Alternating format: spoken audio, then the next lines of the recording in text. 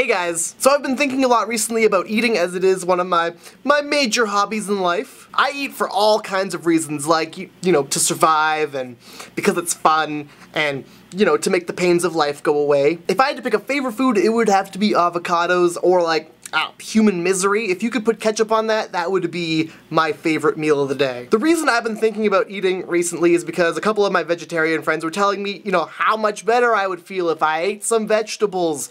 Oh, woo, you'd feel so much better if you just ate some lettuce or something. Lettuce isn't gonna make you feel better. If you're having a really bad day, you can't go home and cry into a bowl of lettuce. Say you're not having that great of a day because for breakfast, you ate a whole bag of burritos.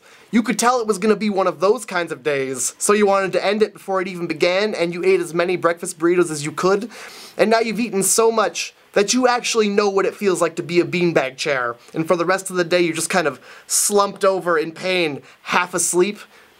A salad, which is essentially a pile of leaves, eating that's not gonna help. You're just throwing lettuce on top of the mountain of garbage in your stomach. Oh, foliage! Great! Now the whole cow that I ate has something to frolic and graze in. The only time a salad could really make me feel better is after I've brushed it off of the real food, because they, for some reason, put the salad on top of what I really wanted to eat. When you order a chicken Caesar salad, they put the lettuce on top of the chicken. It's like a horrible game of peekaboo. They were telling me that it's impossible to have too many vegetables in your diet, but I can tell you from experience that it is indeed possible. There was a small week in my life when I was like, I'm gonna get healthy and eat as many vegetables as I can. I ate so much spinach that one time I farted and chewed up spinach came out of me. No poo, just water and spinach. You can take that fact to the bank. They won't accept it, but you could tell that to them too and just spread the word. I think that food critics are probably the worst people in the world.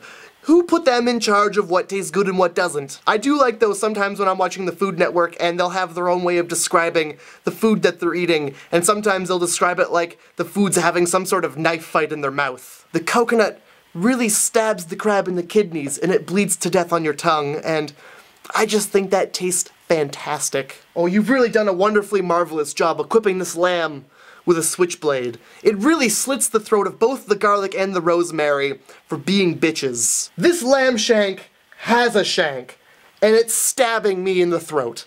It's fantastic. If this artichoke was in prison, it would be in solitary confinement, because it would have been on a stabbing frenzy. Besides avocado, I'd say my favorite food is grilled cheese. I love grilled cheese so much, I actually got a grilled cheese tattoo. There it is.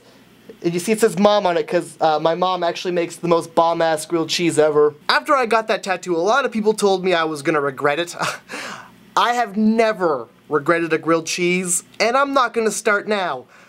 Even though after I got it, as if by some cosmic joke played by nature, I developed a bit of a lactose intolerance. If you don't know what a lactose intolerance is, imagine every time you eat some dairy, your body converts it to gasoline, and then makes a trail from your stomach to your butthole, and then just sets it ablaze. That, my friends, is a lactose intolerance. Oh yes, I remember a time back when I could look at a cow without ruining both my underpants and my day. Oh, I look back on it fondly, like an old person reminiscing about the good old days. I used to walk up to somebody and go, oh, even though that milk tastes like garbage, I would love to have some and my body would love to digest it properly. Oh, what is this, cheese? Oh yes, my body is reacting normally. And just now, it's like, oh, is that dairy I smell? Oh! My favorite place to eat of all time is definitely in bed. But my problem with that is sometimes when I'm done eating, I'll put the plate on the ground with the intention of picking it up later. And sometimes I lose the plate because I'm a disgusting pig. The thing that happens with that is when you lose a dirty dish in your room starts to smell just a tiny bit. Just a wee tiny bit. And after a few days, that smell becomes, we'll say, tolerable. It'll come to the point where you can't tell if that smell is good or bad. That's when you should be worried. So I tear my room apart and I always find the plate. I always find the plate. But when I do, I feel like a god. What I was going to essentially scrape into the trash has become a bioorganism.